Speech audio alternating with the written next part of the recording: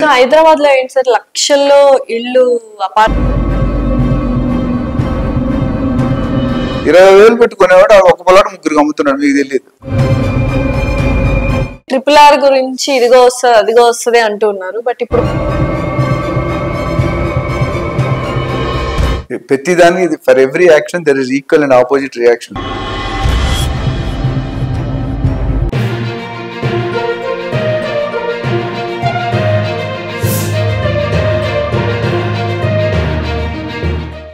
హైదరాబాద్ లో ఏంటి సార్ లక్షల్లో ఇల్లు అపార్ట్మెంట్లలో ఖాళీగా ఉన్నాయి, బయర్స్ లేరు అంటున్నారు. సో కొన్ని ల్యాక్స్ ఉన్నాయి, దట్ ఈస్ వాస్తవం, మీరు లేదు అని చెప్పకండి ఇప్పుడు. ఎందుకంటే హైదరాబాద్ లో కొన్ని ల్యాక్స్ లో అపార్ట్మెంట్స్ లో ఫ్లాట్లు అనేవి ఖాళీగా ఉన్నాయి. నేను 100% అగ్రీ. లాస్ట్ టైం కూడా అడిగాను, మీరు అగ్రీ కానీ. ఎందుకంటే పార్షియల్లీ ఇట్ ఈస్ కరెక్ట్. ఎందుకు అంటున్నానంటే మరి ఒకే సపోజ్ లాస్ట్ 1 year లో ఇన్వెంటరీ బ్లాక్ అయింది, బిల్డర్స్ రేట్ తగ్గియాలి కదా, తగ్గించారా? మీరు ఒక్క బిల్డర్ చెప్పండి రేట్ తగ్గించారా? మీరు ఎందుకు తగ్గించట్లేదు? So there is always a myth, slip between the cup and the lip అని చెప్తాను. There is always slip between the cup and the lip. It is will depend on how do you see, how do you perceive, మీ perception ఏంటి. మీరు చెప్పింది ఎందుకంటే election, కొత్త government, కొత్త CM, inexperience CM, ఆయనకున్న డైనమిజం వేరు, ఆయనకున్న పాలసీస్ వేరు. ఓకే, ఎలక్షన్ ముందు ఎలక్షన్ తర్వాత అనేది ఎక్కడైనా ఇన్ని 10-20 ఎలక్షన్స్ అయినాయి కదా మనకి last so many years independence వచ్చాక. ప్రతి ఎలక్షన్ కూడా ఇది ఆనవాయితీ. 3 నెలలు ముందు 3 నెలల తర్వాత స్లో ఉంటుంది. ఎందుకు స్లో ఉంటుంది చెప్పండి, మీకు ఏమైనా ఐడియా ఉందా? లిక్విడిటీ మూవ్మెంట్ ఉండదు, బళ్ళు చెకింగ్ అవుతాయి. రియల్ ఎస్టేట్ లో మనకు తెలుసు, ₹1 కోటి పెట్టుకుంటే 10-20 లక్షలు వైట్ ఉంటుంది, మిగతా జీరో అమౌంట్ ఉంటుంది. అది ఎలా తీసుకెళ్తారు? సో అది సీఎం గారు లెవెల్లో, స్టేట్ గవర్నమెంట్ లెవెల్లోనే చెప్పారు. సో అది నోన్ ఫ్యాక్ట్. దాని మీద ఇప్పుడు వర్కౌట్ చేస్తున్నారు, policies they are working out so that the difference between the white and zero has to be. అంటే ఇప్పుడు ఏమైంది, ₹1 కోటి పెట్టుకుంటే 10 లక్షల మీద ట్యాక్స్ కడుతున్నారు. Now government is saying next month రేట్లు వేపించి ఆ 10 లక్షల దానికి 30-40 లక్షలు చేస్తుంటారు. అంటే there income will triple. Register ఇప్పుడు కానీ రేట్లు పెంచి, భూమి రేట్లు పెంచితే అనదర్ 15,000-20,000 crores పెరుగుతాయి సంవత్సరానికి. బట్ అంత ఈజీ కాదు. బికాజ్ అందులో పెట్టేవాళ్ళందరూ ఎక్కువ రియల్ ఎస్టేట్, మీరు నేను తక్కువ పెడతాం. బడాబాబులు, సెలబ్రిటీస్, పొలిటికల్ వీలే కదా కొన్ని పెద్ద పెద్ద వెంచర్స్ ఎవరు కొంటున్నారు? ప్రతి వెంచర్ అని కూడా పొలిటికల్ లీడర్ ఉంటుంది, లేదా ఒక సెలబ్రిటీ. ఫ్లాట్ రేట్స్ వచ్చి తగ్గట్లేదు అంటున్నారు. రియల్ ఎస్టేట్ లో అదేనండి, మీరు పడుకున్నప్పుడు కూడా ఆస్తి పెరిగేదంటే రియల్ ఎస్టేట్. ఎందుకంటే బిల్డర్ ఎంత లేట్ గా ఉంటే అంత లాభం వస్తుంది. ఇప్పుడు ఇందాక ప్రీ లాంచ్ ఏం చెప్పాం, 3 years తర్వాత ఇచ్చేది 2 కోట్లు అయితే ముందుకే మనకి 1,30 lakhs 1,40 lakhs ఇస్తున్నాడు. అంటే ఈ 50-60 lakhs ఏమవుతుంది, ఈ 3 సంవత్సరాలకి పెరుగుతుంది. అంటే ఎవ్రీ 2 నెలలు డిలే అయితే ఇంక 200 ఎక్కువ వస్తుంది, 200 తక్కువ రాదానికి. సో అదే బిల్డర్స్ ఎవరైతే లోన్ తీసుకుంటారో they will be under pressure. ఎందుకంటే బ్యాంక్ వాళ్ళు ప్రెషర్ పెడతారు.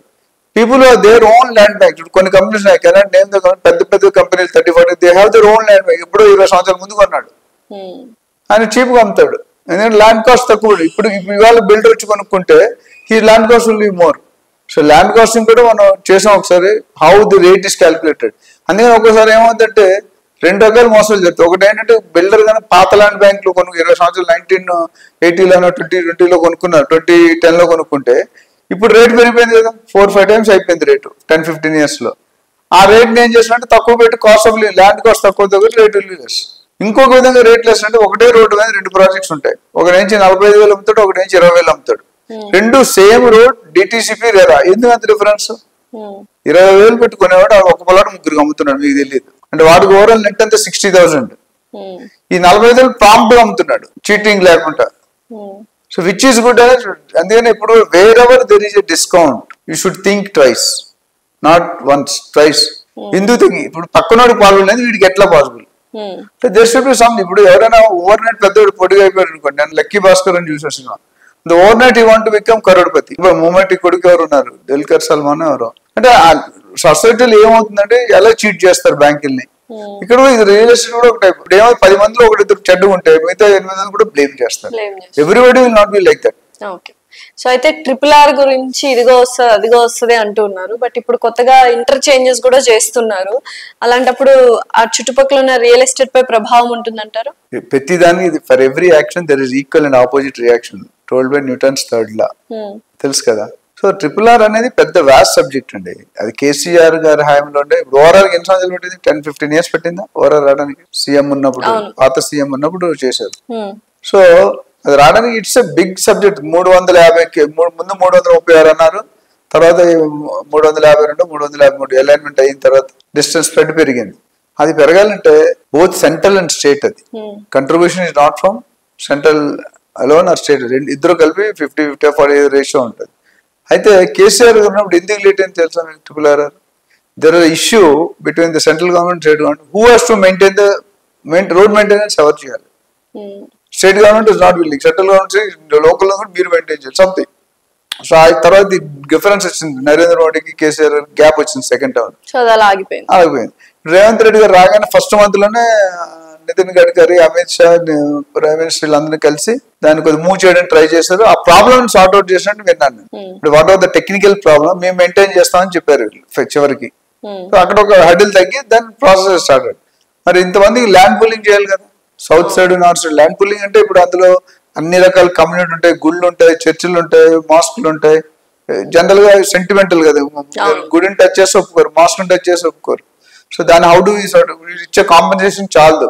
గవర్నమెంట్ రేట్ ఇస్తే ఎవరు తీసుకుంటారు? గవర్నమెంట్ రేట్ ఏముంది? బంజారా హిల్స్ లో 3,000 రూపాయలు ఉంది per square feet flat. Official గా 20,000 18,000 అమ్ముతారు. వీళ్ళు 3,000 లెక్కిస్తానంటే ల్యాండ్ అనుకోండి 40-50,000 ఉంది, మార్కెట్ లో 3 లక్షలు ఉంది. అక్కడ కూడా తేడా వస్తుంది ల్యాండ్ పూలింగ్.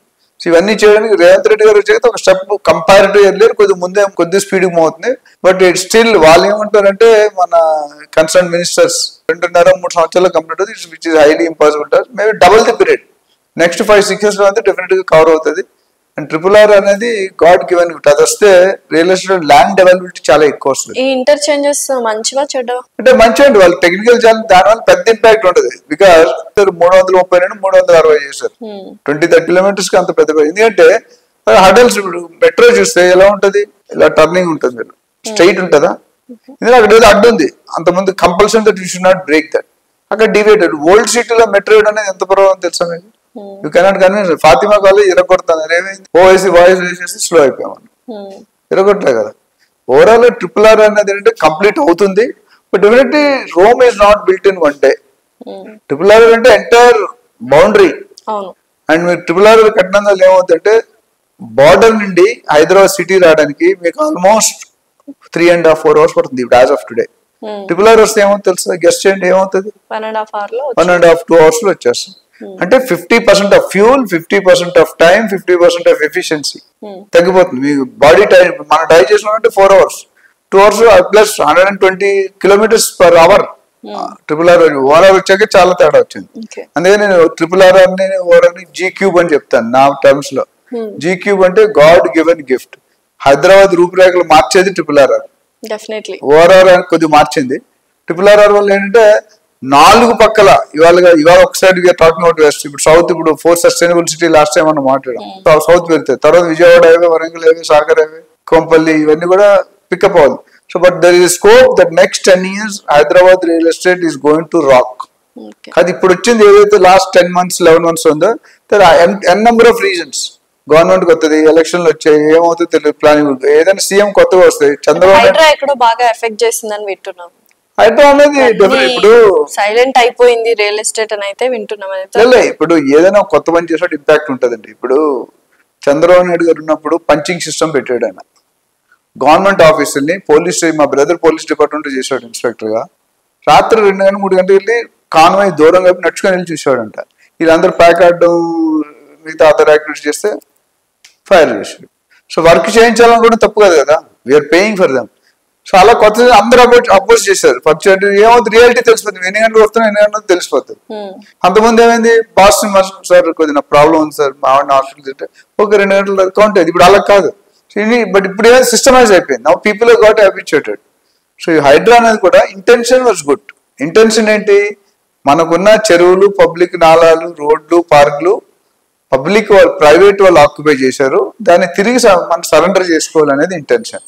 అయితే ఇక్కడ చిన్న నా ఒపీనియన్, పర్సనల్ ఒపీనియన్ ఏంటంటే, ఈ ఇంట్రొడ్యూస్ చేసినట్టు కొద్దిగా రీసెర్చ్ చేసి ఉండాల్సింది, కొద్దిగా సర్వే చేసి ఉండాలి. What is the public reaction on this. ఇప్పుడు సీఎం గా మీరు యాక్షన్ చేసి సీఎం ఎలా అవుతారండి? మీరు ఓటర్స్ పబ్లిక్ వేస్తే కదా మీరు సీఎం అయ్యారు. సో పబ్లిక్ కేర్ తీసుకోవాల్సిన బాధ్యత స్టేట్ లీడర్ది. సెంట్రల్ గవర్నమెంట్ ఇందులో రోల్ లేదు. So when you introduce, it's an intention is very good Revanth Reddy గారిది. బట్ తెలంగాణ ఇవ్వడం తప్పు కాదు. ఇచ్చే విధానం తప్పు అన్నారు. అవునా మీ స్టేట్మెంట్? తెలంగాణ ఇచ్చేప్పుడు అక్కడ హైడ్రా పెట్టడం తప్పు. హైడ్రా పెట్టే విధానంలో కొద్దిగా ఎక్స్పీరియన్స్ తో, ఇక్కడ కొద్ది ఇన్ ఎక్స్పీరియన్స్ కనిపించి ఆ ఎక్స్పీరియన్స్ తో కొద్ది రియాక్షన్ చూస్తుంటే డెఫినెట్ గా it would have been a positive story. ఇప్పుడు ఏమైంది, ఫస్ట్ ఫుల్ దూకుళ్ళు వెళ్ళిపోయారు. ఫస్ట్ మంత్ కమర్షియల్ రెసిడెన్షియల్ ఏదైనా వితౌట్ నోటీస్ కొట్టారు. తర్వాత నోటీసులు ఇమ్మన్నారు. నోటీస్ ఇచ్చే ఇల్లు ఎవరైతే కూలిపోయారో వాళ్ళ పరిస్థితి ఏంటి? 10 మంది ఒక ఫ్యామిలీలో ఉన్నారు, ఒక పెద్ద ఇండిపెండెంట్ హౌస్ ఉంది, విల్లా ఉంది, కూలగొట్టారు.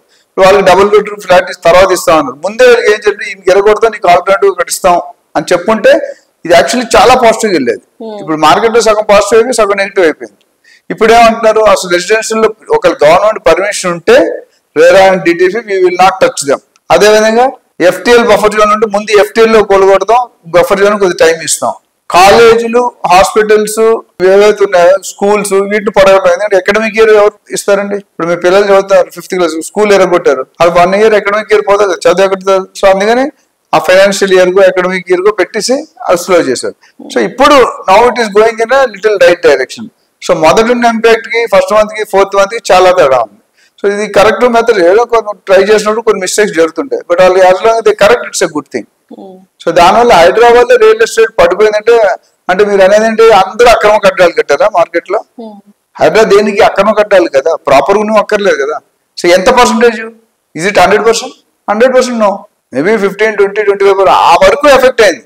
అన్ని కరెక్ట్ ఉన్నాయి, ఎందుకు ఎఫెక్ట్? అలాగే టచ్ ఇప్పుడు మీ పర్మిషన్ అనుకో, మీరు టచ్ చేస్తున్నారా? ఇప్పుడు బిల్డింగ్ ఉంది, బిల్డింగ్ ఎరగొట్టలే కదా, ఎందుకు ఎరగొట్టలేదు? You are having residential permission, GHMC permission ఉంటుంది మీకు. సో ఇదంతా పబ్లిక్ అంటే ప్రో యాంటీ గవర్నమెంట్స్ ఉంటాయండి. కొన్ని ఛానల్స్ అటు సపోర్ట్ చేస్తే, కొన్ని ఛానల్స్ ఇటు సపోర్ట్. ఇప్పుడు మీడియా అనే వాళ్ళు ఫ్యాక్ట్ రాయాలి.